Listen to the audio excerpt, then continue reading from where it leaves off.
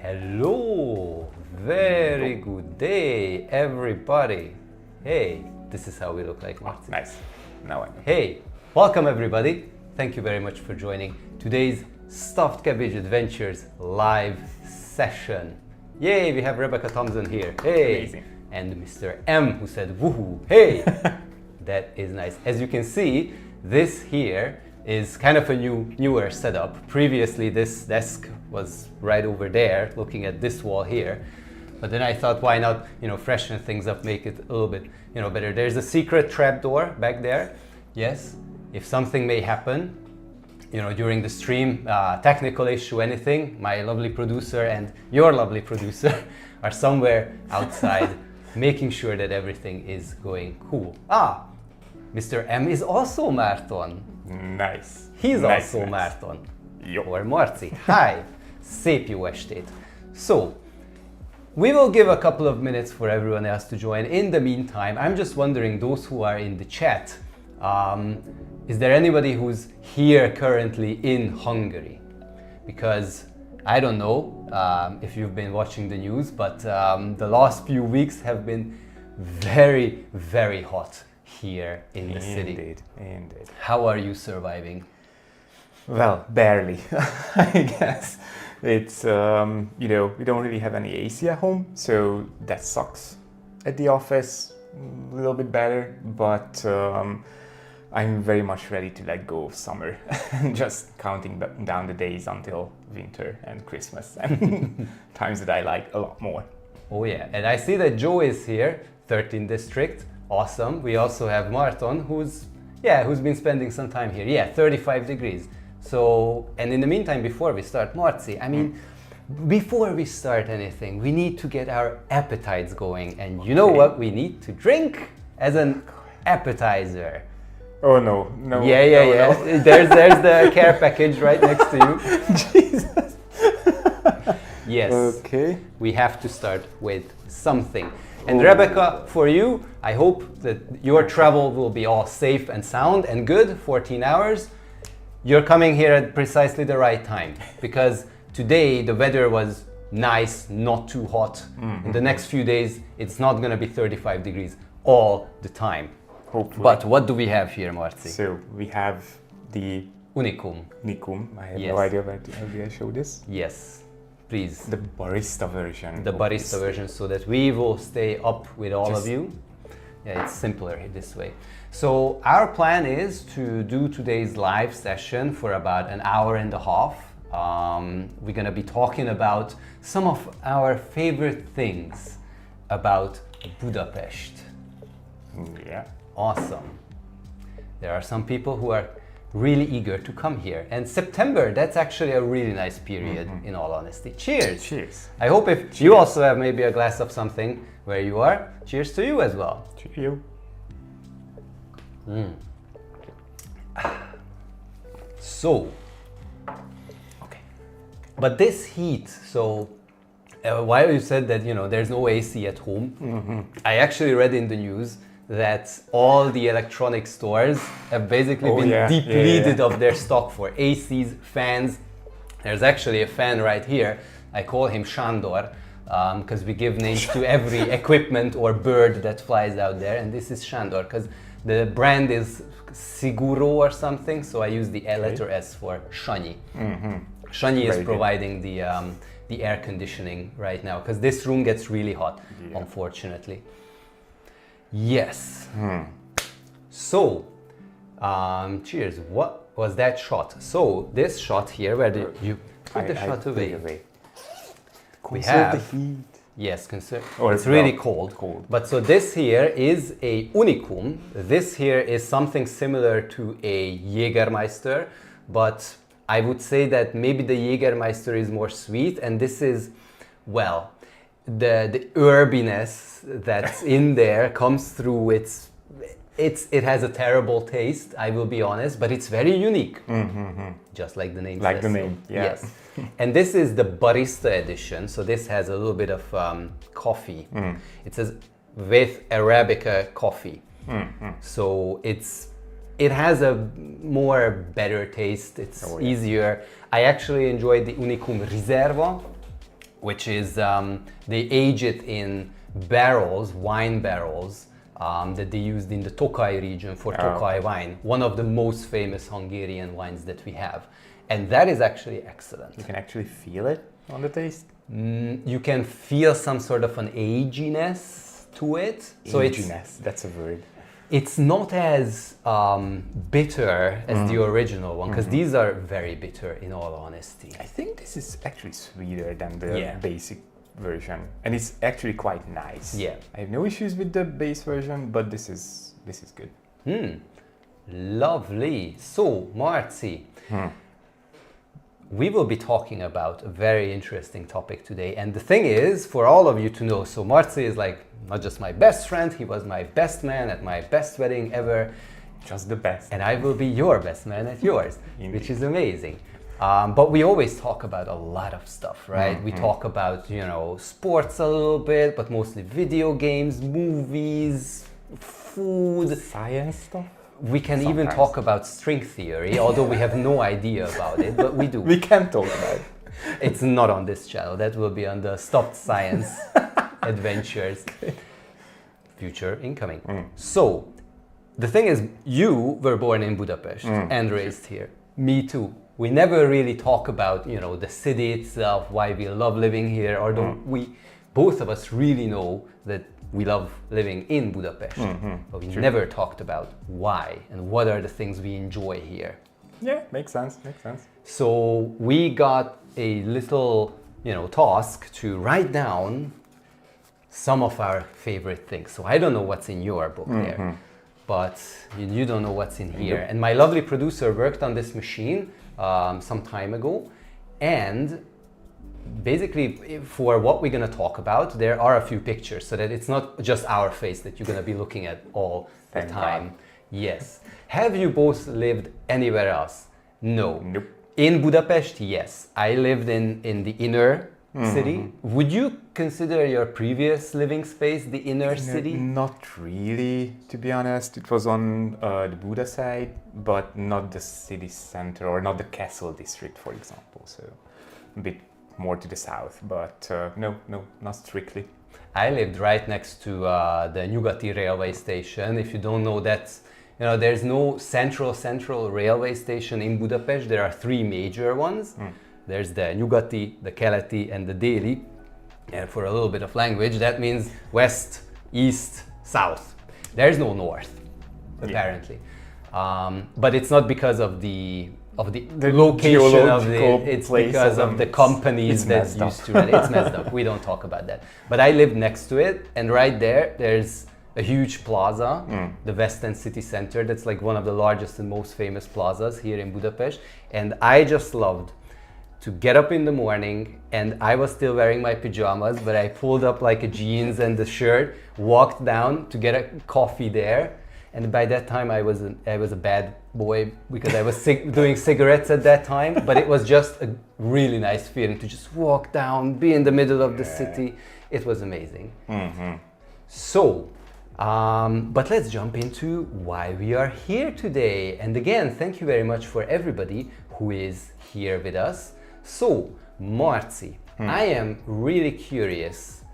What is on your list? What is the first item you want to bring up? And by the way, just because, you know, Unicum is a thing, there's also beer that we can drink in the meantime. And just pour some then. I'm not gonna pour them out. So anyways, on the list, I have a couple of cookie cutter stuff because, you know, not to make an advertisement of it, it's just that these are really, really things that I like about the city. These are places, these are things that are here and available to us. So the first one is, again, one of the cookie cutter ones, which is the Gellért mountain hedge. Oh yes, hill. I think it's hill. Believe that we do have something about that. Ooh. The Gellért Hill. If you don't know what that is, then it's actually going to be this little place here. I'm gonna try and put it up 1 second. What? Technical stuff. This is the first time people were doing this. This is the picture that we got for this activity. So, the Gellért Hill. Please tell me more about why you love the Gellért Hill. I mean, just look at it, right? There's not much of an explanation needed for this. It's in the city center. It's very, very green and naturey, which is kind of important to me, or at least I like to get away from the, you know, concrete jungle to more green stuff, fresh air, and all that kind of jazz. It's good for a number of reasons. Like, it's a very, very huge area, so if you want to, you know, just climb to the top, you can do that. You can go in roundabout ways, so you make it like a full day program of it if you want. The view is something you can't really beat in the city. Well, you couldn't for the past like 1,000 years. Now you can, but we don't talk about that building. So anyways, it's just very, very good to, you know, have a view of the city, either the Pest side or even Buda stuff as well. And it's just a nice area, you know, to have really, really deep thoughts when you are just watching the city underneath you, looking at the little ants who are people and they are just doing their daily life while you are doing nothing, just again thinking deep, deep thoughts. At least this is what I did for a couple of years, actually. This was my go-to place to sort of be alone, to read some, in some cases. It's just something that's, you know, it's part of every person's life who lives in Budapest, because it's a central thing. You can't really get around it. You see it basically from everywhere. And it's, you know, famous for a reason, and is recommended for a reason to people who are visiting the city, because it's definitely the #1 thing that you should go and check out, in my opinion. We actually had some questions related to this. Can you climb to the top again now? So you can do that basically anytime. So the only thing is that it's only the Statue of Liberty that's being reconstructed, and behind that there used to be a fortress. I mean, that place was a thing, because I don't know if you remember, but there were like times when they had parties there. Oh yeah, oh, I definitely remember. I remember a time when I was there on a karaoke party. So if you look at the Statue of Liberty and behind that fortress, it wasn't really that, you know, like a prosperous place. Yeah, it wasn't pretty either. Yeah, but now they are remaking that. And the thing I wanted to say is that, so this here is Budapest. We're gonna go into map mode, and this is where most of the things are. And here you see the citadel, this little green space here. So essentially, this area that surrounds the citadel is not accessible. That is true. However, if you look at the map, you see all of these little roads here. And this is, I think maybe this is my favorite place, this Kilátó Terrace, perhaps, I don't know. This little, this here. our first video that we made, it's unlisted, it's not great, I will be honest.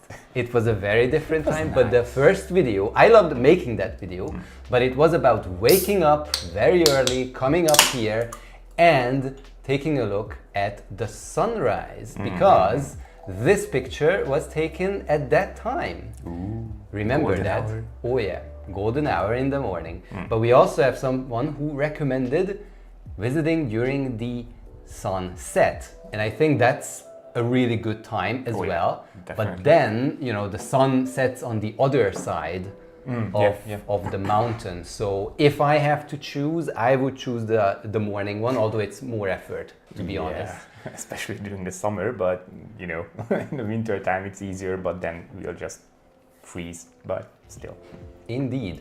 Now, related to what you are mentioning here, to me, actually, the geography of Budapest, so the Gellért Hill, and then you have the Buda Hills. I just love the fact that we have these two very different parts of the city. They were even different cities back in the day. People always forget about Óbuda, which was the third little town that joined the forces of Buda and Pest, and the three of them became Budapest in the end, but because we are not Óbuda Budapest, people forget that that exists.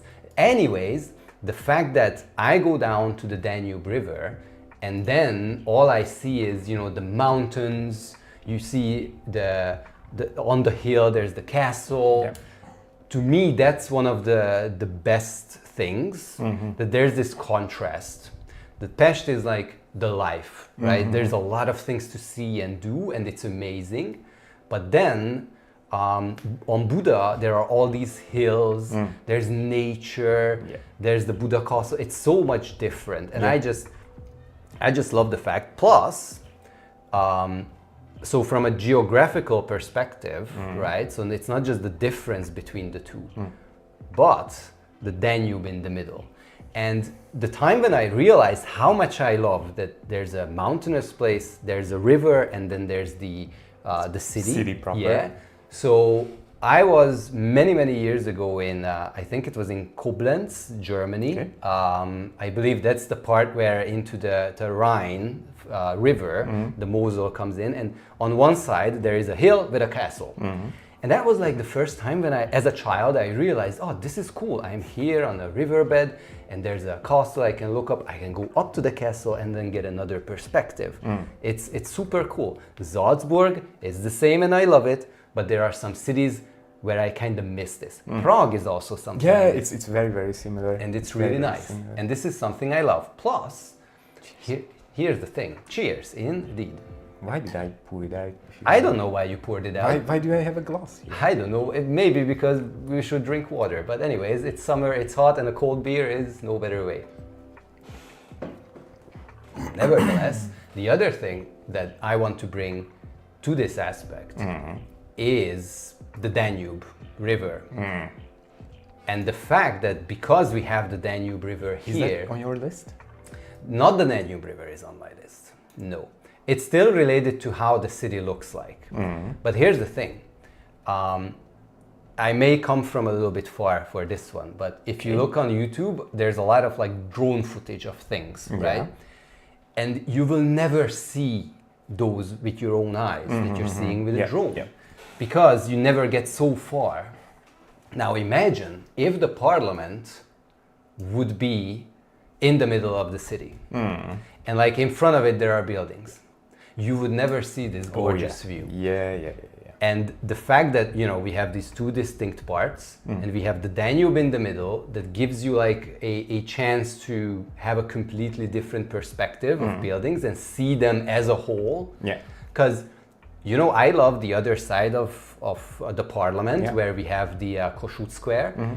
It's a really nice square. I really enjoy it. I love it. But you kind of have to find the right angle to completely appreciate I don't as a think whole. you actually can. Exactly. The whole building, I mean. Exactly. There's always another building in the way, basically. Yeah. But thanks to Danube, you get go. this view. And you have the castle up the hill. Gorgeous. It's so the way the city is set up with this difference of Buda, the hills, Pest, the flatland with the buildings, and the Danube in the middle. Perfect city combination.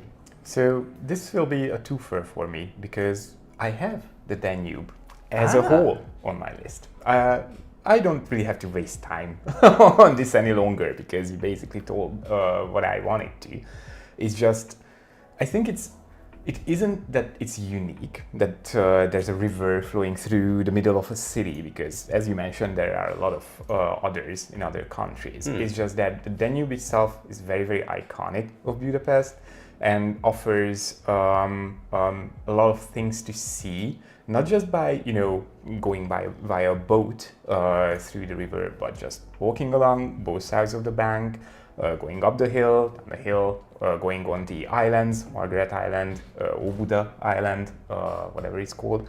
The bridges that span the river it's amazing, and every single year I appreciate it more. I like it, I like the views. It's, again, you can get away from the crowd if you go out from the center, but you can still get the same views, same experiences. So yeah, Danube is amazing and on my list. So 2 down. And there's a reason why, the river cruises are some of the most, popular things. I really plan to go on one, but we've been, thinking about making a video where we would take, the cheapest ride, then, get a little bit more expensive and not the most expensive one. Okay. Guess how much, it's not the cheapest, but how much does one river cruise ride cost where you get food, 7-course meal, I guess these small portions. Okay. And you also get like folk show, there's I think some piano battle, I don't know how they make that. Okay. So how much do you think that costs per person? Is that like a single trip? That's a single trip. It takes you during the night through the Danube cruise. Yeah. How much does it cost? I have no idea. I will just, I don't know, like 60K. Are we talking about in Hungarian forints? Oh, of course. 60K. How much is 60K? Jesus Christ. That's like 150 euros, sort of. 60,000 euro. Oh, you're a bit too high on that. It's about 110, 115, but okay. Oh my God. Okay. Anyways, we will not do that. Yeah. We probably will do something else. I mean, just walk alongside the banks. You won't get any extra views from the Danube itself. That would be worth it. You can go on the bridges, by the way. Yeah, maybe, I don't know. I'm not a fan, to be honest, but. There was a question from the other Martin. Is there a secret local route to go from Buda Castle to Gellért Hill, or do you need to walk down and back up? Kinda. Yeah, you have to. Yeah. So the thing is, let's look at the map. Map mode! So the thing is, this here is, let's even try to go with, maybe there's a lot of colors, but it's too much. So this here is Buda Castle. This here is the Gellért Hill. In between, there's the so-called Tobán, which is like it's like a valley, basically. So you have to get down. In all honesty, best way is to get down on foot, then take the tram probably somewhere here and then walk up. Yeah. Alternatively, of course, if you use the Budapest Go Up, anytime you can say that I'm from here, I want to go there, and then the Budapest Go Up will automatically tell you what directions to take, so there may be a better route. There's actually a bus that takes you somewhere to this area. Yeah. There's actually this búsulójuhász here, which is, it's a restaurant. It's a fancy restaurant. It has an excellent view to the other side of Budapest. They have some nice food, but it's very expensive. But the buses stop somewhere near to it. And a lot of people who have dinner here then walk up, essentially. It's not a lot of walk, but you can see that there's a bus station here for bus 27. Yes. Medonis, thank you very much for the $5. Thank you for your support. Now, what we were talking about, the Danube, yes. Yeah. Now, the other thing I wanted to mention, it's still kind of related to the size of the city, but it's how easy and efficiently you can get from one place to the other. I think, and this is what I love about Budapest, Budapest is the ideal city size. Like you and I, we were in much larger cities, Tokyo, Osaka, these, not much to, you know, compete with those, but it's way too large. If you want to go to one place to the other, you have to really plan ahead. You need to plan like ours. Now, both of us live from, you know, like far from the city center, as in terms of, you know, in the outskirts.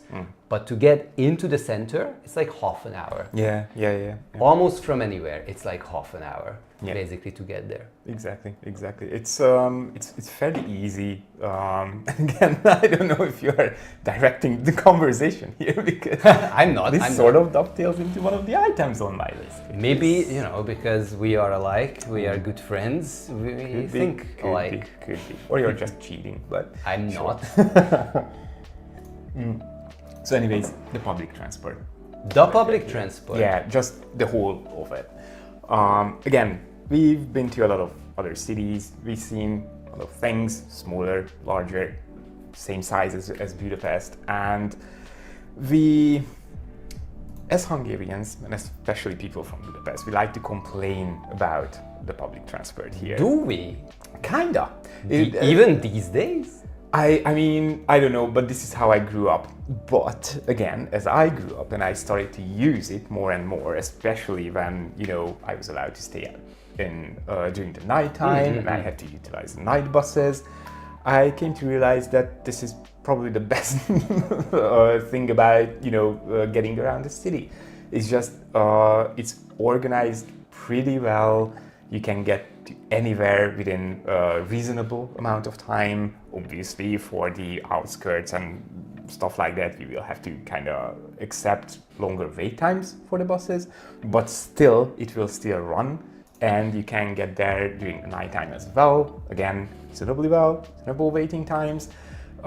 It's something that actually people who I know from abroad that came to visit me earlier, they praised the public transport, and it was amazing to them. And these are people who are living in London and near London, and they were just amazed how well it works. And you just have to wait 5 minutes for the 4 and 6 tram, and wow, that's crazy. Where do they live in London?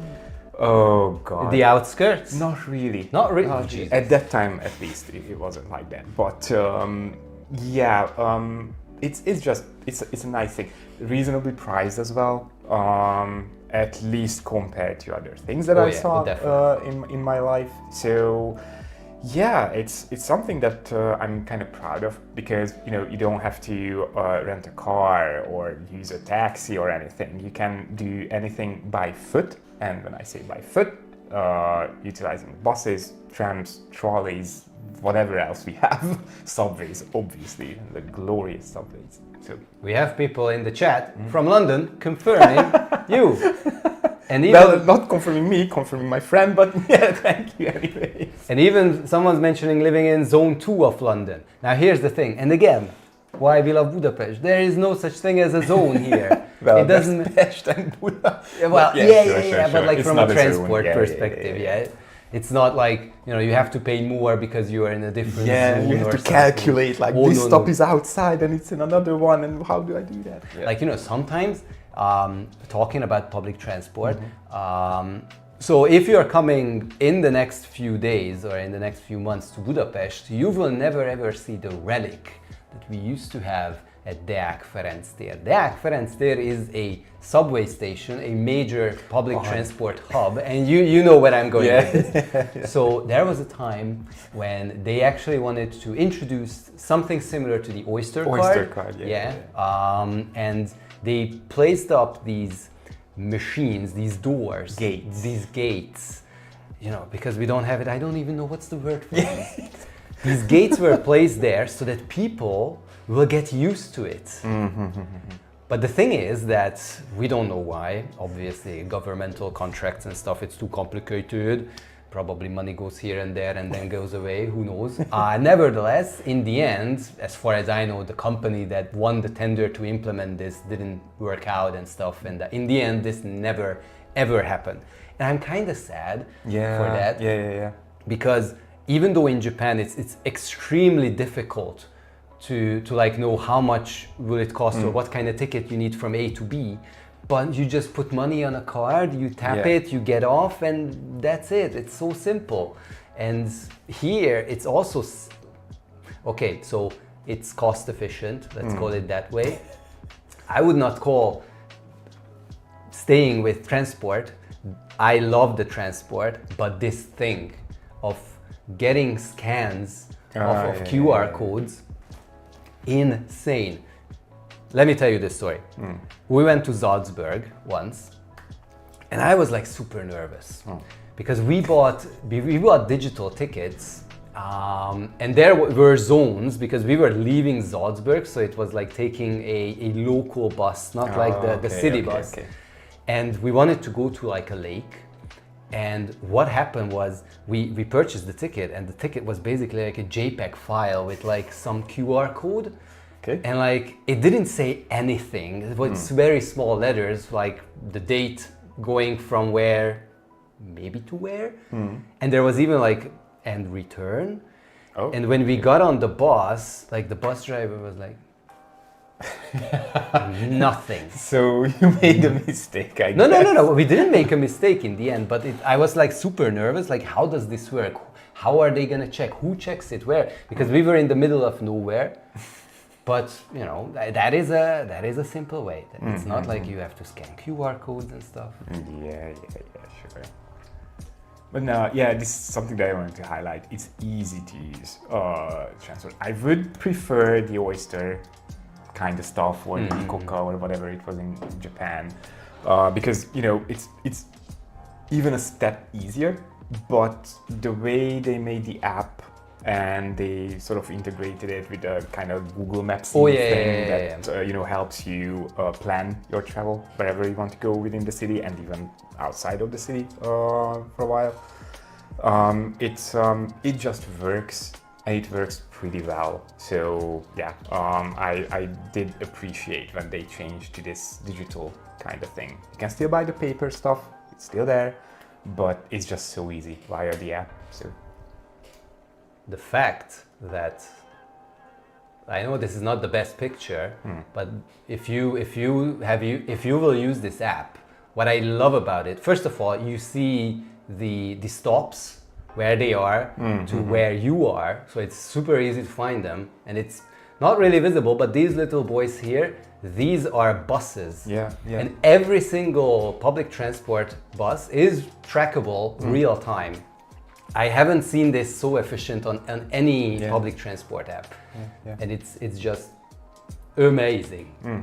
It's really, really good. I used to be kind of a skeptic in this, but it won me over, and it's just very, very good. Now, the thing I wanted to also place on my list, and so far we've been talking about like concepts. Well, Galiathegy is not a concept. Yeah, sure. This was my first concept. Well, then you can 50-50, but 3 things off my list, by the way. We are very, very efficient with this.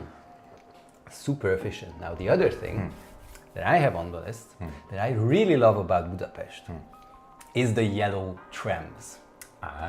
I love the yellow trams. So those of you who have seen some, of the photos that I took for Instagram, so I'm not like a professional photographer in no way, but I love taking pictures and photos of things. And one of my favorite things is the tram. Not many pictures end up on Instagram about them, but the thing is that the fact that you have these sort of old school ones. Okay, sure. I do love the newer ones as well, but the old school ones, these ones, are just really nice to look at. They are like classical. And what I absolutely love about it is that they are yellow. And you know, yellow is extremely good from a photography perspective because yellow is like a complementary color to the blue sky. Wow. Plus yellow just, you know, pops out from any picture, basically. Where is that one? I haven't put that here. Anyways, so the yellow trams are just amazing because I just love to take time and take photos, and the trams are not always there, they're moving, right? So it gives you like a really nice chance to sit back, think about, you know, how you want to shoot like a picture, and then use Budapest Go app to see when the next is coming. Makes sense. Makes And sense. that is just amazing. By the way, in Prague as well, I really enjoy the trams there. Although they are most of them I saw they are red. Yeah. They are more classical looking. At least most of them, I think they're like From the mixing outside, up. that's for sure. Yeah. But they're red, and to me that it doesn't pop as much as the yellow. And one cool thing that I really wanna do one day. You see this little boy here, this tram? So this one is, you know that there are these nostalgia lines these days.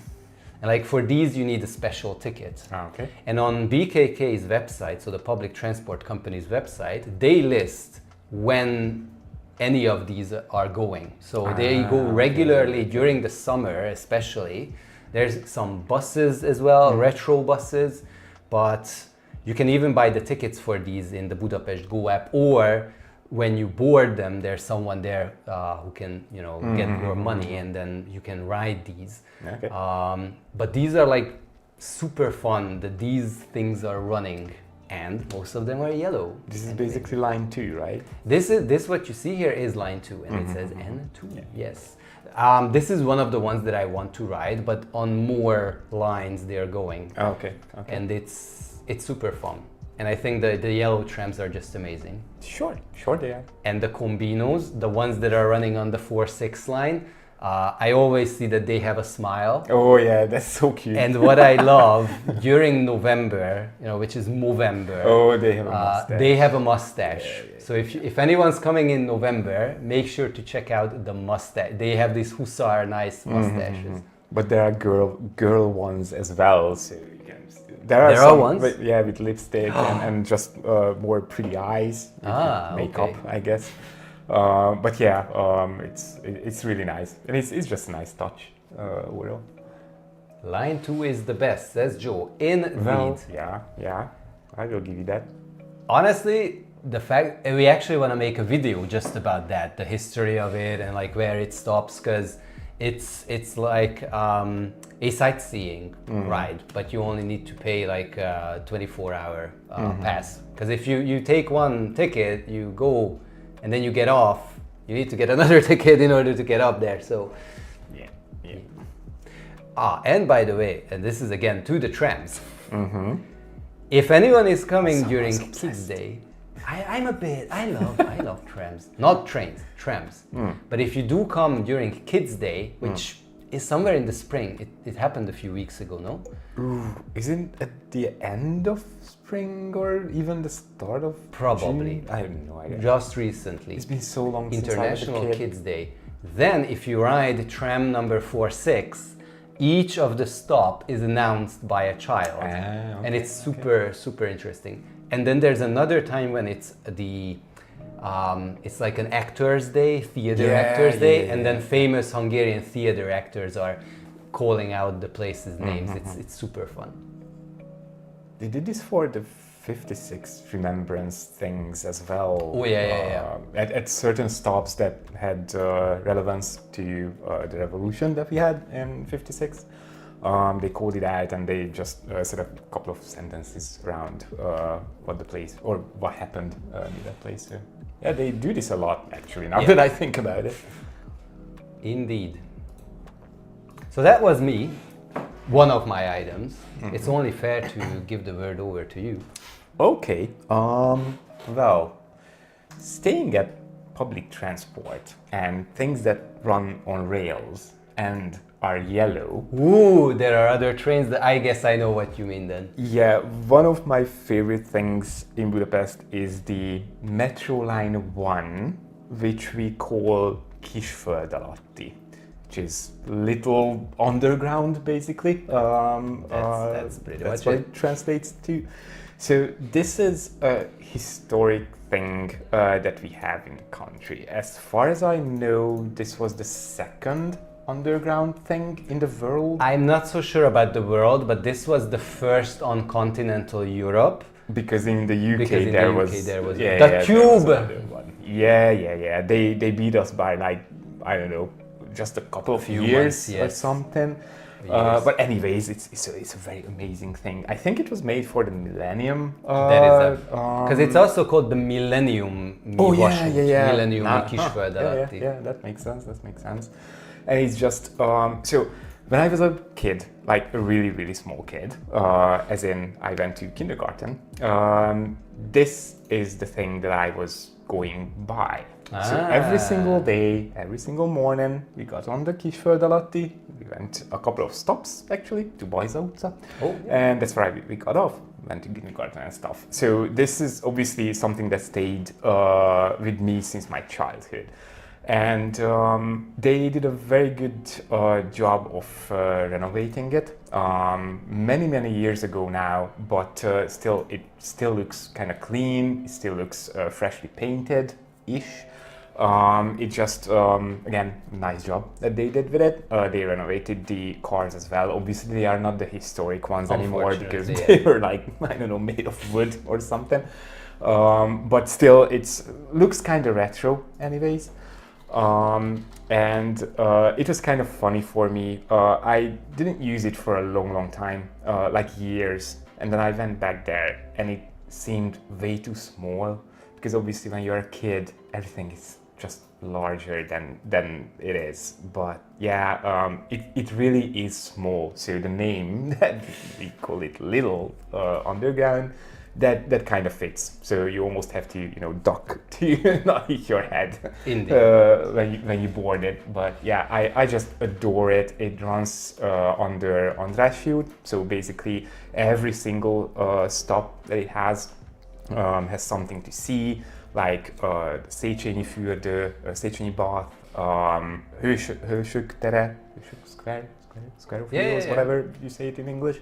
And obviously everything else along Andrássy. And it ends near Deák tér, actually Vörösmarty tér, which is again a nice place to get off. You go see Danube, Parliament, whatever, it's close to anything. So I really recommend going through this line once or twice, because it's just a nice experience.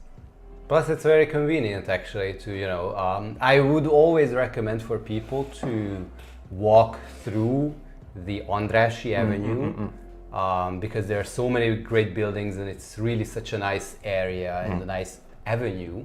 But you can take this historic ride for a few stops basically, just so that, you also have a look at this.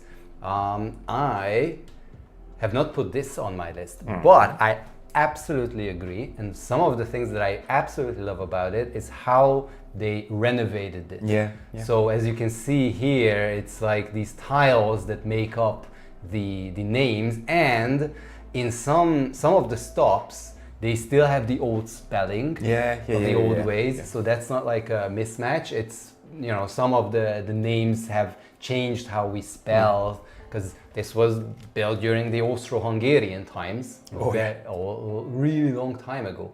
But I love, these green iron or whatever these are, made of steel columns, the white tiles, everything. The rivets that you can see, the small bumps there. It's so cool.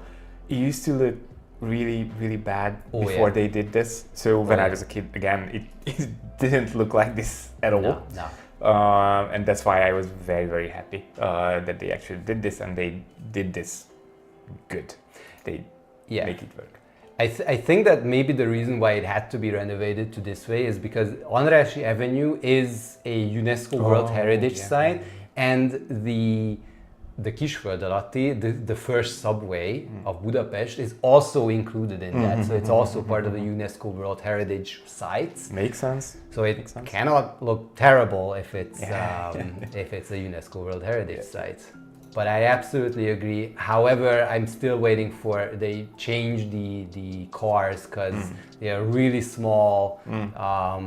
They get full very easily. It's like I think 3 cars going or 2 around maybe. that. Well, more than 2, that's for sure. But and they're really small, so you cannot walk from one end to the other. So if you're unlucky, because a lot of time people take this a lot, because it's historic, it's important. But if you get unlucky, and there's a lot of people hearing the sound that it's gonna close, they rush to the first door. Pro tip, never go to the first, if you enter the subway area, never go straight to the first door. Always go somewhere to the end, and then you will have a good time. Can you recommend me some good Hungarian beers? Well, taking a break from our list here, we actually have a video about that. You can watch it. However, here's the thing. I think that regular, let's say, store-bought beer, commerce beer, is mid. It's not super special. However, my go-to beer is Soproni. This is also a Soproni. But they have this sub-brand called Óvatos Duhaj, which is like gentle. We found it somewhere. Duhaj is I always thought that Duhaj is like a bullish person, but in reality it's like someone who drank a lot and charges and does drunk stuff. So it's like Óvatos as in careful drunk person, I guess. And this is an IPA. It's not a great IPA, but it's a really nice thing to drink, especially during summer. It's bitter. I can highly recommend this to give a shot. It's cheap. So it's not like these smaller breweries which cost you a lot for a lot better quality beer, but for the price that it costs, definitely recommend. It's basically one of my favorite cheapish beers as well. We do have some IPA teams, excellent. Borsodi IPA, did we even try Borsodi IPA in that video? In the video, not, maybe. I think we did. I don't think we rated it that good, but in all honesty, we are. But it's not bad either. It's nice. It's nice, just yes. Better. Indeed. But another thing that maybe we can recommend is Dreher. It's not my personal favorite. It's kind of more bitter than most of them and gets your mouth a little bit more drier more easily. But at least it has a taste. The hidegkomlós one. Ooh, yes. So many of these brands have different subcategories. And one of them is the hidegkomlós, which komló is the hop, right? Hop, yeah. We also have a video where we went to a craft beer place. They explained everything to us how beer is made, but I still cannot remember what's the hop and what's the árpa, the other thing. Sure. Yeah. Malata. Yeah, that thing. So the hop is cold fermented or something, I don't know, but that Dreher is amazing. Hidegkomlós. If you can find it, that's amazing. That is amazing. And it's just a normal lager, by the way. So. Indeed. What do we have here? When you talk about beers, can you name the pubs you personally go and where you like most? Well, so here's the thing.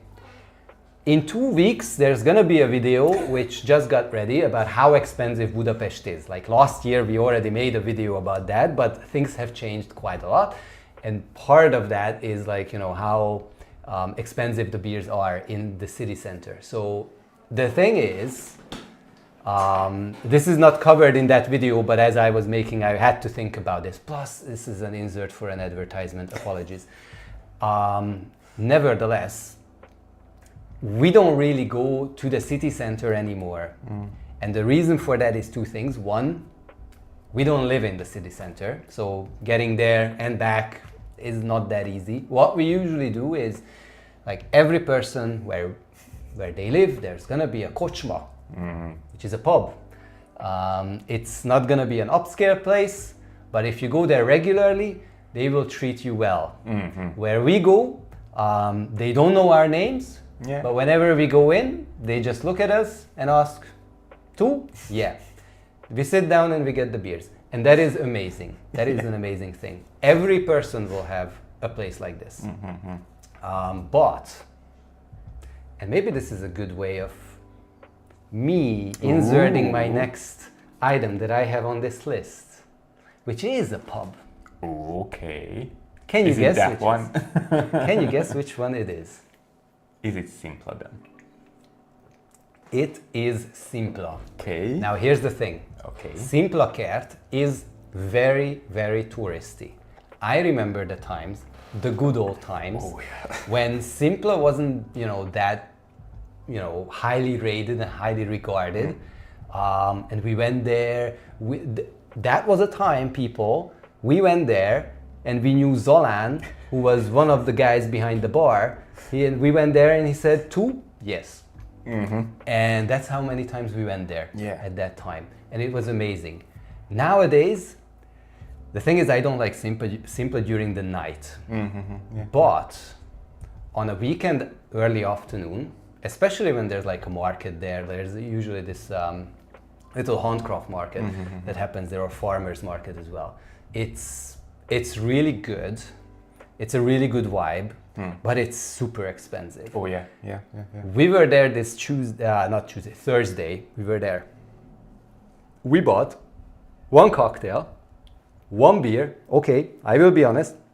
It was a triple IPA, and let me tell you, it had the price of 3 IPAs basically. But we paid 6,000 forints, which is insane. That's like 15 euros. Slightly more than or less than that. But it's insane. But the memories that I have to that place, and even though it's expensive, I do like going there once every half a year, get a beer or two, and just enjoy it, see how it evolves. It actually evolved. We talked about this today. It changed and changes year on year, but it's an extremely nice place. It's expensive, and I would highly recommend, if you go there in the early afternoon. Don't go there during night on a Friday or a Saturday. But I know it's a touristy place, but I just love it, especially because of all the memories we had there. We went there a lot, and it's touristy in a way. Not that they changed anything about the place, or not really, apart from the prices, which they did.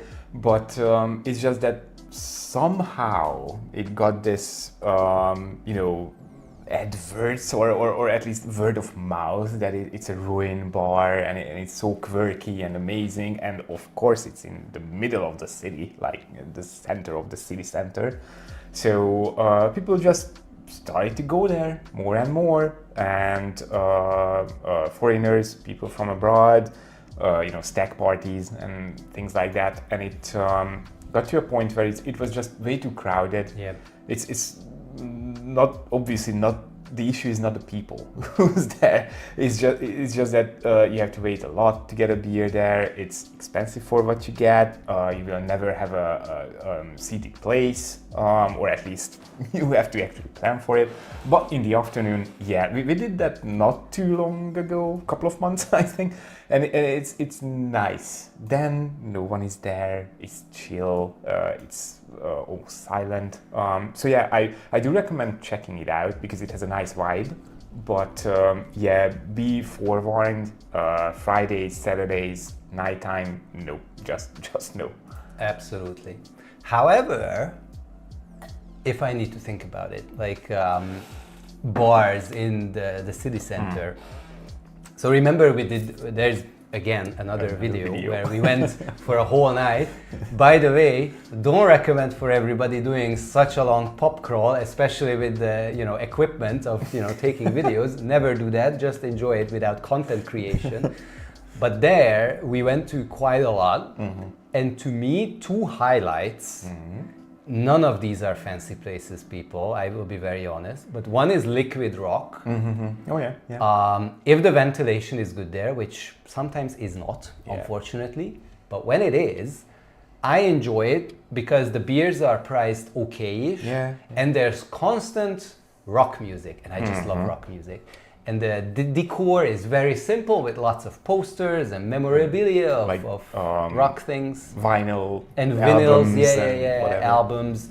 And the sound, the volume is just perfect. You can still talk while... But you do hear the music as well. That's a Led Zeppelin song. That's a Nirvana song. And it's so good. That's one of the places. And it's near Astoria too, so again, city center, so easy to get to. And it's, well, whenever we went there, it wasn't too crowded, but we have not visited it too many times yet, so... I was there like 3 times in the past 1 year, and it was always a good experience. And the other one, I was only once there. I was once there, allegedly. I don't remember I was. But because of that experience, I knew that it exists. Remember the place which was the Ruin Bar? Oh, which we had to Vittula. Oh God, yeah. Well... Now that was a surreal experience, but I would want to go back there. So there's Vittula, which, and let's go back because we're looking at the subway for quite some time. So what are we talking about, people? We're talking about drinking time. This area right here, and here's the thing. So this used to be part of the Jewish ghetto during the World War II times. And because of that, obviously, a lot of buildings were not claimed back. People moved in who didn't have the money to bring it. It was a very terrible area after World War II for quite a few years. But people started to find out that they can move in very cheaply and then make these ruin bars. And a lot of different kind of bars and a lot of restaurants. And today, this is like the nightlife area of Budapest. Yeah. It's a super cool area, lots of history, lots of cool food, lots of good bars, including Simplakert. But the thing that I mentioned is right here at the corner of Astoria, and apparently they don't pay so much for YouTube because I have to zoom in all this. But this here is Liquid Rock. Nothing fancy, nothing extra, but like the vinyls everywhere. Aki iszik, az meghal, de aki nem, az is. Those who drink will die, those who don't will as well. Yeah. See, you cannot go wrong with places like that. And the other hidden place... It is hidden, by the way. It is very hidden. It's, if you don't know it's there, you will miss it, actually. Yes. We barely walked, right? I mean, this is the door. This is the door, right? So this...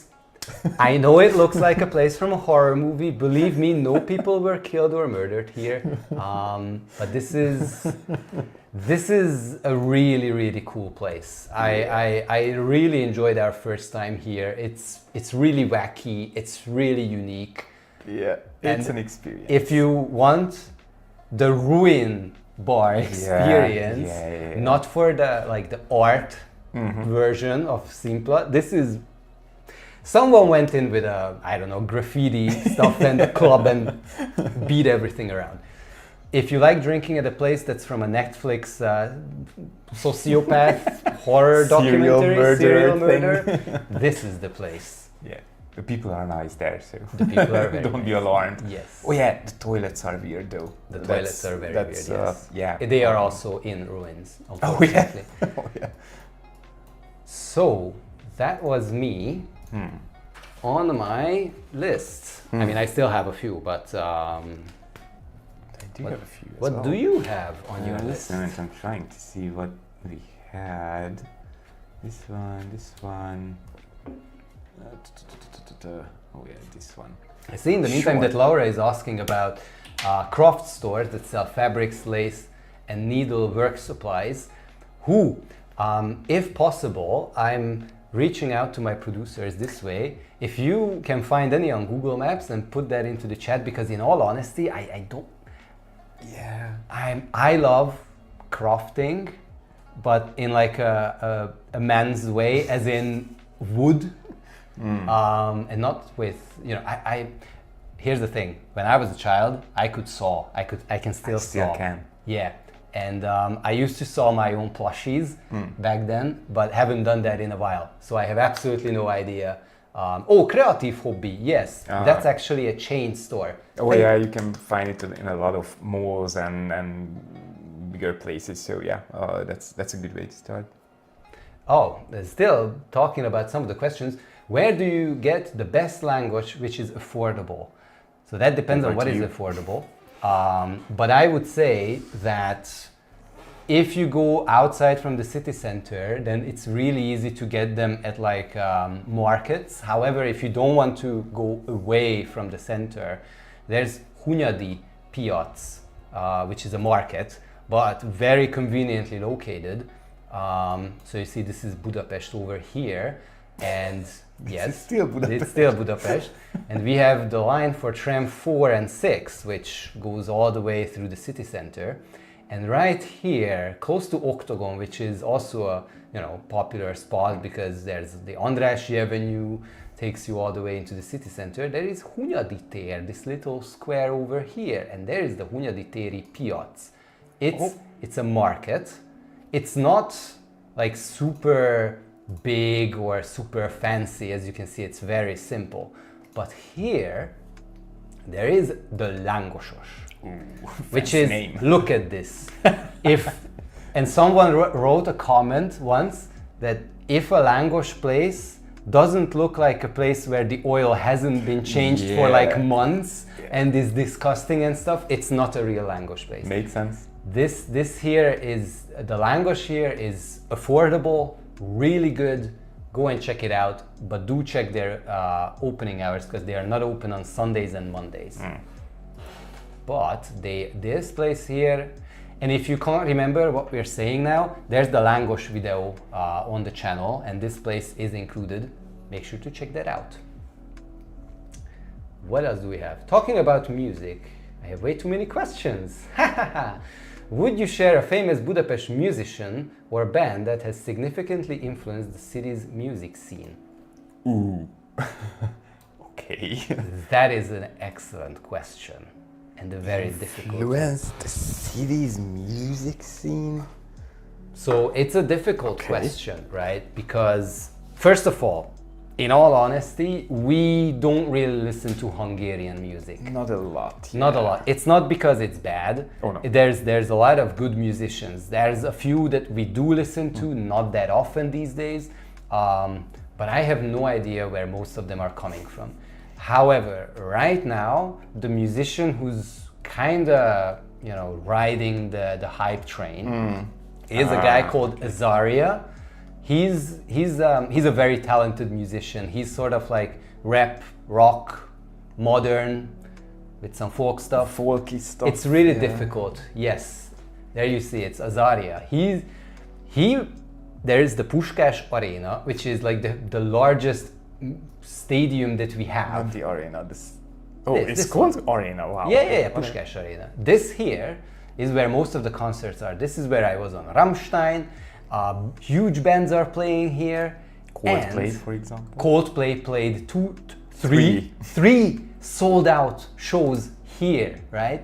And this guy, Azaria, did 3 days sold out every single day.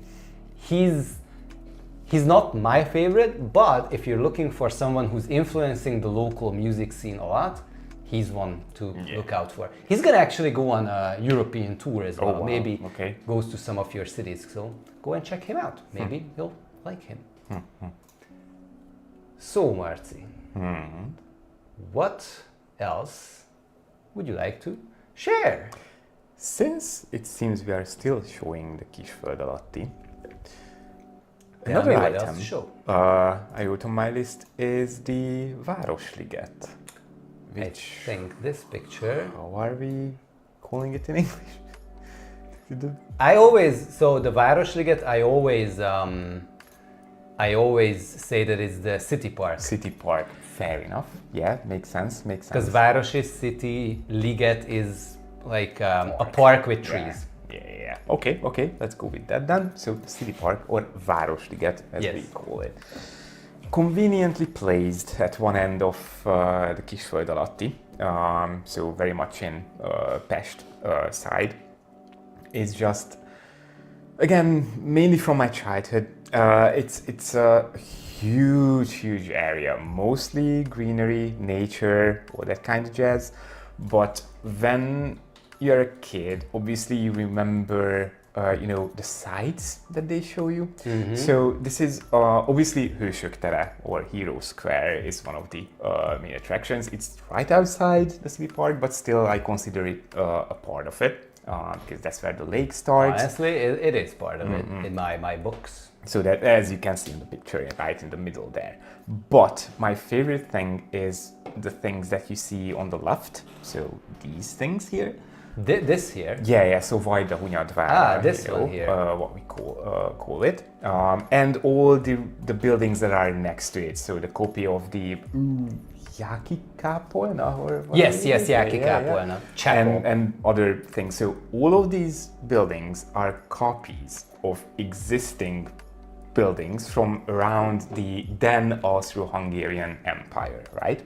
And these were, again, just as the Kisföld alatti, and basically the whole thing here, the park, was sort of made for the millennium celebrations. So 1986-ish around, right? Correct. 96? Yeah, Jesus Christ. This I like the eclectic style of these group of buildings. They are really different from each other, but they are built together, and it just builds such an interesting mishmash of things. I really love it. I like that there are museums here. There are the famous statue of Anonymous. Anonymous. Anonymous. Oh, it's so mysterious. Is there, and of course the park itself, which is huge. So there's just a lot of things to see here. Széchenyi Bath is included in this one. The zoo, Budapest Zoo, is included in this one. The circus building, and well, not anymore, but the Vidám Park. The theme park, the kids park. As it used to be. So it's just everything that you kind of want to see. It's a small city in the city, and a lot of greenery within that. Now, this has been renovated in the past couple of years, like the whole park. I mean, there's been a lot of landscaping going on, new buildings have been built, some better than the others, but for example, the House of Music. The House of Music. They have a video as well. Definitely check it out. That's one of the highlights of these new things that they did here, and it's something worth checking out. Now, granted, you will have to sacrifice a couple of hours to do this, because it's a huge area, but it's nice to get away from the noise of the city, to enjoy some nature and some culture if you want, and just walk around at your leisure. And then go through Andrássy Avenue right into the city center, which is not too far away from this. Absolutely. It's one of the highlights, I think. It's like if you have Central Park in New York, never been there, but it's super cool with all the buildings there. Although now it's getting a little bit too many buildings. Yeah, maybe. Because there's the ethnographic museum or something about ethnic art and stuff like that, which that's at the edge as well. Yeah, that's also at the edge, but it's still taking up space in a way. But there's a lot of good stuff. And the thing that I kind of have a connect with, I did see in the chat there's a lot of people who have commented about Munich. I love Munich, by the way, and what I love about Munich is the huge park that they have, which is extremely nice. The thing that I kind of miss in that park is some of these attractions. Right? It does have a lot of attractions, but here the distance between these is not too big, and it's it's lush, green, and then there's suddenly Dracula's castle, Oh, yeah, at yeah, least yeah, the yeah. copy of it. And then there's also the Széchenyi thermal bath. I absolutely agree that you put this on the list. It's one of my favorite areas also in the city as well. And I think a lot of people, they kind of miss this part. And yes, Munich Park has only trees and a beer garden. To me, the beer garden is the attraction. We had a beer garden here as well. There was a huge tent thing. It was a long time ago. Was it Kertem? It used to be right here next to That's the ice rink park. Modern thing that you are talking about. I'm talking about something from my childhood. It was a huge tent in my memory, obviously. So it probably means that it's like 10 meters across. But tell me, Marci, why were you taken to beer gardens as a child? I mean, I guess my parents like to live apart from, taking care of me, and we used to live very close by the way, to this part of the city. So this is obviously again something from my childhood, as I mentioned, the Kisföld alatti. So yeah, but we had a beer garden here, definitely. All right. Sörsátor. Actually, that was the name of it. Whatever. Anyway, I can moving on. By the way, we had a question, something about Hungarian tradition showcases unique identity, and Konyha Kalandok, who's my lovely producer, mentioned, and this is what I was thinking about, the locsolkodás. Okay. I think that's super Hungarian. We can talk about it a little bit because we barely do this because it's kind of cringe. I hate it.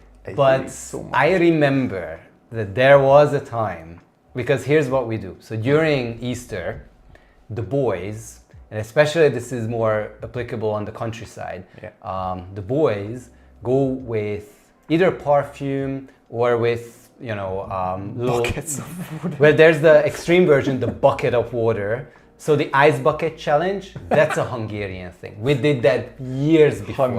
Hundreds of years. Without the ice, but bucket challenge, let's call it that way.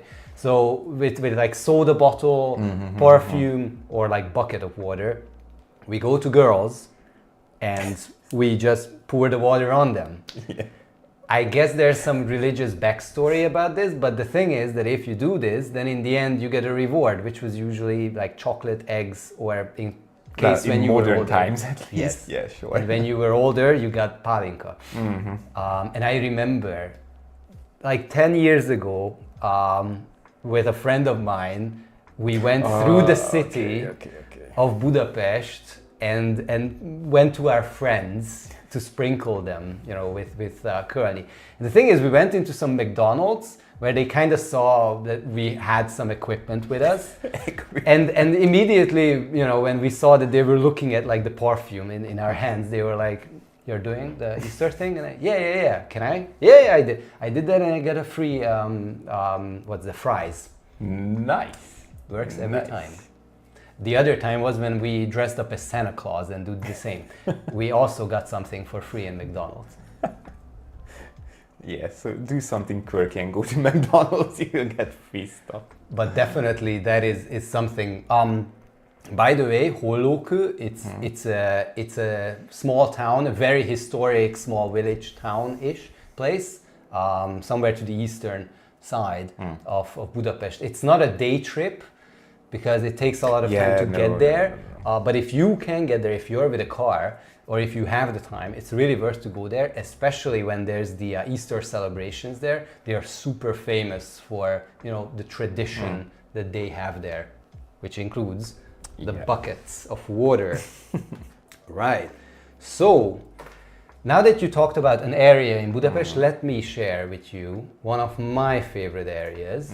I don't have a picture, I couldn't find any pictures of this, but I do like to point this out in many videos, that there is this place. So this here is the most popular area of Budapest, right? So you have the parliament, you have the basilica, all of these nice things. But if you go just a little bit to the south, so you have Ferenciek tere, right? Yeah. That's the subway station, and you have Kávin tér. And in between here, there is this area, which could be very familiar for you because you go to school here, right? I did for 6 years. Love this area. Oh yeah, me too. Let me tell you why. It's because of these small corners, small streets. I'm just trying to find. This here is one of my favorite corners. It doesn't look like this because this building, as you can see here, this has been renovated. It looks majestic now. Yeah. But this here is one of my favorite corners in Pest. And the other one that's also here nearby is, I believe, right this one over here where the Central Cabbage has is. This building here, this yellow one, this building here. So there's a lot of amazing buildings in Budapest that get a lot of attention, and I feel there's a ton like these ones here that do not get a lot of attention. And you just walk a little bit from here and you get to Ferenciek tere, and then here, although it's not part of the area, but then you have this building here, the Párizsi udvar, which is an upscale hotel these days. But back in the day, this used to have like a market, some down here. And then there's this building on the other side. It's just amazing. This area is one of my absolute favorites. And especially here, the Egyetem tér. Oh, that's nice. That's nice. Where you have, this is a university building. It's a really nice open space. And traffic is a little bit more restricted in this area. Definitely. And by the way, this place I love. The Cabbage. Yeah. So there's this little garden in the middle of the city. It's so good. It's so good. It's just amazing. And by the way, here, I'm trying to find that. Let me try to find it. If you ever go to Károly, make sure to visit the rabbit statue. And I don't know if I can see it or find it. Which way is it? I think it's somewhere down there. There's a statue of a rabbit here because apparently back in the day there used to be a rabbit living in this park. Okay. I guess like the people who lived in the area took care of it, but in honor of that rabbit they erected a statue. So whenever you are in this area, then make sure to visit the rabbit statue at the Károly garden, basically. But this place is just, you have the Zoo Cafe, which is very famous, although I've never been there, but there's a lot of interesting parts. Plus, you have the Váci shopping street, the smaller part of it, which is a more gentler, nothing special, but then you walk, and then there's this majestic little chapel with the nice statues. It's amazing. No, I do have to agree. Again, I spent 6 years of my life here because I went to high school in this area, like the middle of it. And it's just amazing. And the point that you said that it's overlooked a bit, I think the reason for that is that not many of these buildings are named. These are not things that are recommended that definitely see that building over there, and people just take it for granted because again, this is the city center, a lot of older buildings, nicer renovated buildings, smaller streets, which sort of is the staple of these European huge cities or even smaller ones, that all of them have these kind of areas. And it looks good, it looks amazing. It's not necessarily unique, but you still kind of have to see it, and you can just get lost in here. It's the distances are very it's like nothing. Short. It's like nothing. Absolutely. You can just walk around here for like 30 minutes, and you will see most of it, and it's just something that's really worth it, in my opinion. So here's the thing: if you go to the Nagyvásárcsarnok, which is like the Grand Market Hall, Central Market Hall, which is don't eat there, visit it for the views. But from there, if you want to just straight walk to Ferenciek tere, the other end of this area, it's 10 minutes. It's nothing. It's nothing. And then you can just get lost around this area, add a little bit. I think if you can easily spend like half an hour here. There's like coffee places, there's really good bakeries here. And for anyone who likes to go to like Irish pubs, there's an Irish pub here as well. Or Pointers is I don't know if it's Irish, but it is.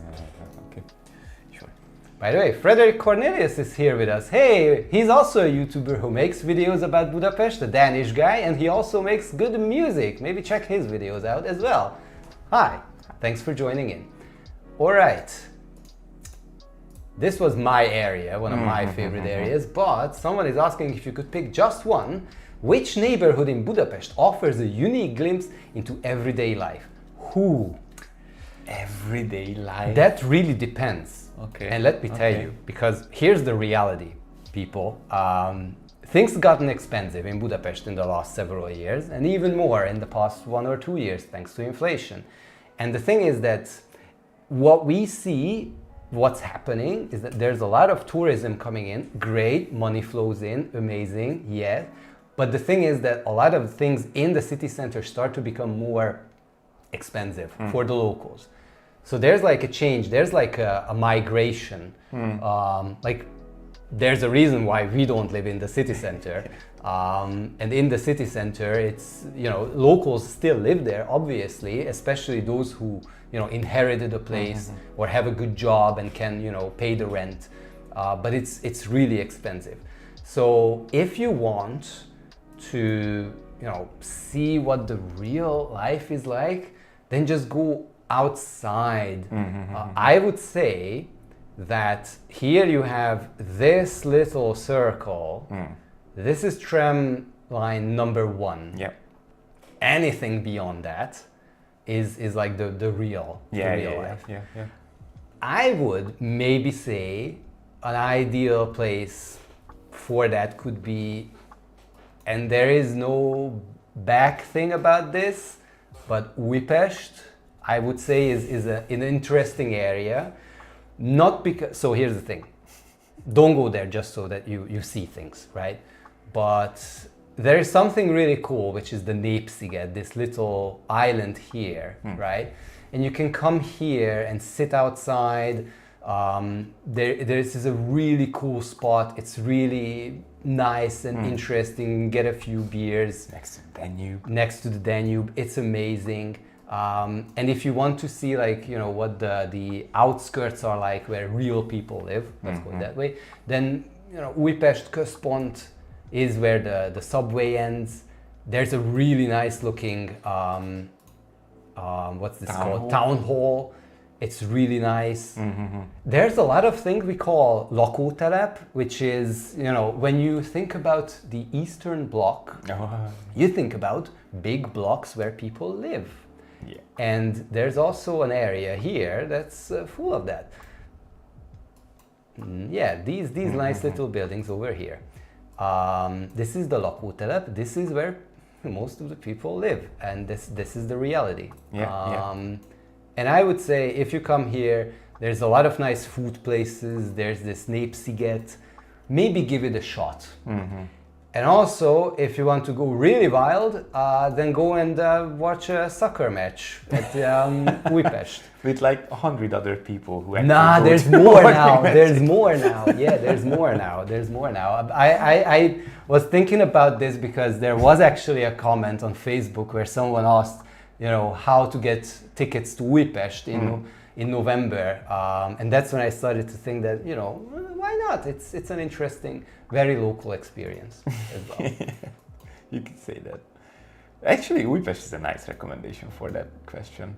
A lot nicer than it seemed on the first. Well, a few years ago it was really bad. I mean, a few years ago, like 20, 30 years ago.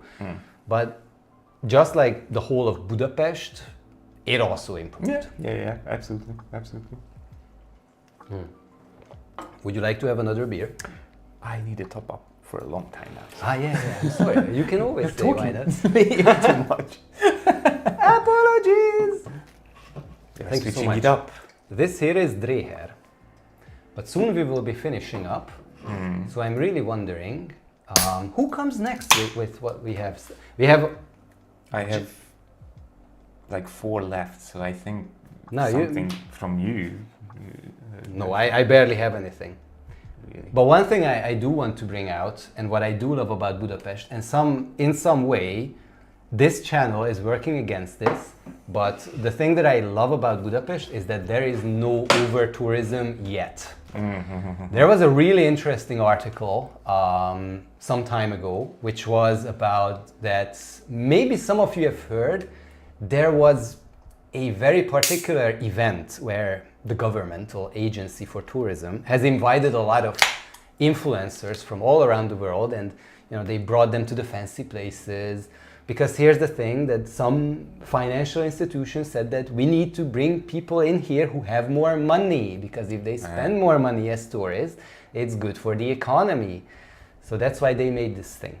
But here's the thing, so what I like right now is that there are tourists who come here and enjoy. Some of them stag parties, okay, whatever. We can live with that. But the thing is that if you go to like Prague, if you go to like Rome or some parts of Tokyo, it's really hard to enjoy the things there. In Prague, you've been there as well, right? Yeah, recently. So you remember that there's the main market, and from there you walk towards the Charles Bridge. Yeah. And you can barely move. It's insane.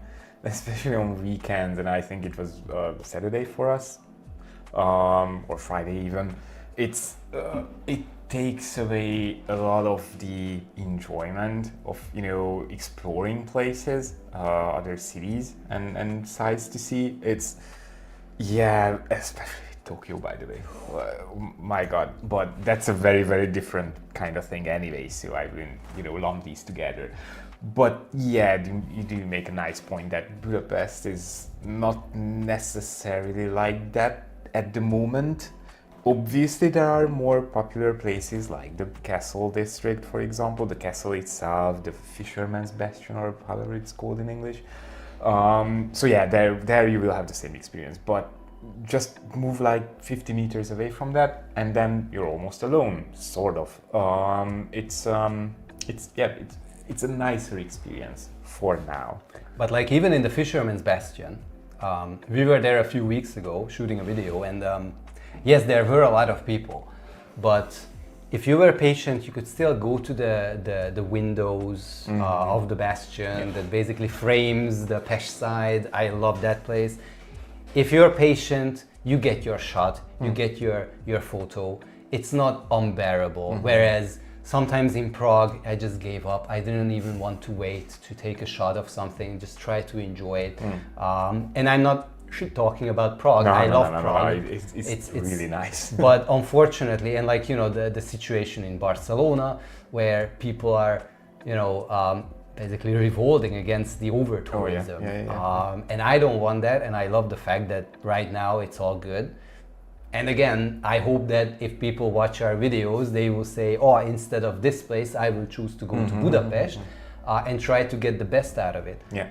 But the other thing I was thinking about, maybe the reason why over-tourism is not an issue yet is because of the ideal set of the locations, the attractions, so that it's more spread out, right? So you have this area with the parliament and the basilica, cool, but the castle itself is a completely separate part. And even if you look at this area, it's much larger in a way than like Prague's Pest side, let's call it that way. Sort of. Not by much, yes it is. Yeah, yes, and there's not a whole lot, so you migrate from this place to the parliament, but in between there's like one park. There's not a huge lot of things, but people spread out more evenly because there is no one straight line that takes you somewhere. And from the parliament or here, how do you get to the Halászbástya? Definitely not through a bridge that's crossing here, obviously a walking bridge, although there used to be a bridge here, the Kossuth Bridge, destroyed in World War II, I think, and then never built back. But then, you know, the Városliget you mentioned is over here. It takes a lot of time to get there. The Margaret Island is over here, and there's by a lot of time he means 20 minutes. But yes, of course, but you know, it's not it's not next door. You have the Citadel over here, and there's the smaller areas. It's all just amazing, and no over tourism. Please God help. Plus the public transport. Oh yeah, because again, the reason why I think a lot of the central areas are not overcrowded yet is because you can move between, you know, these sites. For example, the Basilica and the Parliament with the subway. Oh yeah. So it's like one stop. Obviously, it's a waste of money for what it's worth, but it dilutes the crowd that visits these places, because not all of them will go by foot, not all of them will go by taxi or whatever. You can have or you can use the public transport for these type of travels. Indeed. I will give you a choice. For one more thing from your list. One more thing. And then we will slowly wrap up. One more thing. If you need to choose one thing on that list that is still there, what would be it? Choose wisely. Well, because we are having this weekend that we have right now, I will have to go with the Hungaroring, or, well, the Hungarian Grand Prix for Formula One. The reason why I choose it, and this is a little bit of cheating because it's not strictly speaking Budapest. It's in a small township or whatever it is called Magyaród, next to the city, so not too far off. So this is Budapest. This whole thing is Budapest, and all the way up here you have the Hungaroring. Yeah. But who are we kidding? Whoever comes here to watch the race, or whichever they want to go out there, will be staying in Budapest anyways. And they are flying into Budapest or coming by train or bus or anything that they have. And this is something, because we were talking about tourism and stuff like that. So this is a huge thing. Every single year since 83, 6? 86, I think. It's from 86. It's one of, so I think right now Monaco is the longest running track, and then the same track, probably Italy. I think they always had in Monza, and then Hungary is like the third longest consecutive Grand Prix existing. So it's a huge tourism booster for us, and I was always proud of this because as far as I know, this was the first Grand Prix in the Eastern on the other Bloc. side of the Iron Curtain. So we are talking about 86, so the Iron Curtain was still very much up. We were still in, you know, with the Soviets at that time at least. So this was a huge thing, and this was almost started when I was born. I was born in 85, so just a year after that. Being a boy, I always liked Formula One. I enjoyed it. It's a nice thing to see. Obviously, I never went there personally, actually, but I still think it's a very cool thing that we have it here. And again, tourism booster. So and national pride. I honestly agree. The only thing that when it comes to the Hungaroring, I played a ton of Formula One. It was the 97 championship game that I had on the Nintendo 64. The Hungarian track, probably because of Hungarian pride, but it was my favorite track to drive on. And even, you know, the pilots, the race drivers are also saying that it's a really cool racetrack to drive on. However, because it's, you know, I don't really understand how, but it's kind of similar to Monaco from a driver's perspective, as in it's really hard to overtake, and that's why the thing is that the Hungaroring most of the time is a boring race, in all honesty. Yeah. But when it delivers, it goddamn delivers. Jensen Button's win a few years ago, I think it's his first win was here. Esteban Ocon's win, when the GOAT Alonso, the defender, basically made the win for him. Sometimes when the rain comes, these are amazing races. I do hope that tomorrow there's gonna be a good race. So who's gonna win tomorrow? What are your Oh boy, things? I haven't watched too much Formula One this year. Who do I like? Who do I like? Let's go with someone in McLaren. Let's go with Norris, Lando Norris. So Lando is in first. He's gonna start from first. Okay. Is Piastri on second? Well then. and Verstappen is third. That Verstappen can win from the 20th place. We know that. Yeah. But I do hope for a McLaren win because when I was a child and I started watching Formula One, it was the 98th season. The game that I bought it years after that. But the first driver I was amazed by was Mika Häkkinen. And one of the things is that we Hungarians have like this connection as like distant relatives to the Finns, and my great-great-grandfather was actually from Estonia, but I thought as a child that he was from Finland. So that's why I was always mesmerized by it. Plus, my relative from Germany worked at Mercedes. So it was West McLaren Mercedes that time. Yeah. I had the small car, I had the flag, I had the Mika Häkkinen t-shirt, all of these. Nice. So I've been a huge fan of them. So that's why I hope that tomorrow Norris will get a win. I'm happy if Oscar does. Piastri can have a win as well. But if anyone else, I hope it's not Verstappen. Not because I have anything against the Max. It's only to make the championship more interesting. But Perez messed up big time today. Unfortunately, Perez messes up big time these days. But now we're turning this channel into a Formula One channel. We should definitely not do that. I think we should be starting to wrap up shortly. Or is there anything that you definitely still want to mention? Not really, because it would take a long time to talk about it. So I will stop rambling here, at least about my stuff. One thing I do want to mention that my lovely producer runs here right now with the name Konyha Kalandok, a small, explanation for that. Konyha is the kitchen, right? And Kalandok is adventures. And the reason why she's here is she also has her other channel. Now that's in Hungarian. But if you do want to see what she's cooking and do want to see, some Hungarian recipes, what we're eating on a daily basis, and maybe learn a little bit Hungarian, there are no subtitles, then check out her channel as well, because it's really cool, it's up and coming, and it's about food, and food is amazing. Especially Hungarian food. Indeed. All right. Well, thank you very much, Marci, for being here, as always. I hope you guys also enjoyed this live session. If you will have any further questions anytime, leave a comment, like the videos please, that helps us greatly. And if you do want to see more live events, then do let us know in the future.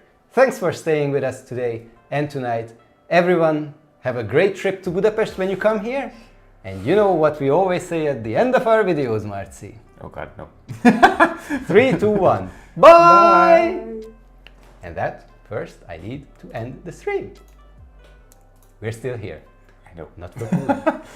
Bye. Bye.